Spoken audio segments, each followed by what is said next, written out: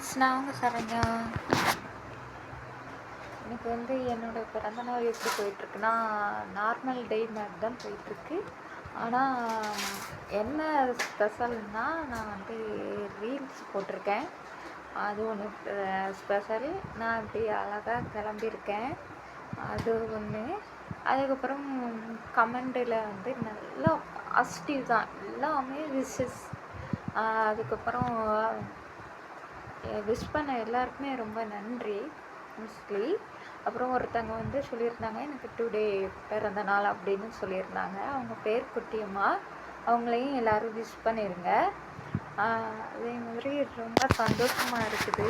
இந்த டே நல்லா போயிட்டுருக்கு. அதுக்கப்புறம் எல்லோரும் வந்து கோயிலுக்கு போங்க அப்படிலாம் சொல்லியிருந்தீங்க. கோயிலுக்கு வந்து நான் போக முடியாது.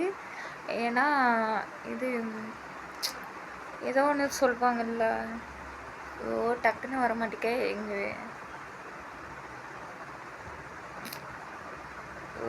வர மாட்டேங்குது ஃப்ரெண்ட்ஸ். அது வந்து ஏதோ ஒன்று இறந்துட்டாங்க. எங்கள் மாமனார் வீட்டில் வந்து மாமனாரோட அண்ணன் பையன் வந்து இறந்துட்டாங்க. அதனால் போகக்கூடாதுன்னு இருக்குங்களா, 6 மாதத்துக்கு இருக்குது. அதனால் போகக்கூடாது. போகலனாலும் எனக்கு பரவாயில்ல. எனக்கு உங்களோட விஷஸ் எல்லாருமே நீ நல்லா இருக்கணும், பிறந்தநாள் வாழ்த்துக்கள், அந்த விஷஸே போதும் ஃப்ரெண்ட்ஸ். எனக்கு எங்கே போனாலும் இந்த ஒரு வாழ்த்து கிடைக்குமா சொல்லுங்கள்? உங்கள் கடவுள் எங்கே இருக்காங்க தெரியுமா? எல்லாரோட மனசுக்குள்ளே இருக்காங்க. அந்த வாழ்த்துற மனசு இருக்குல்ல, அங்கே தான் கடவுள் இருக்கார்.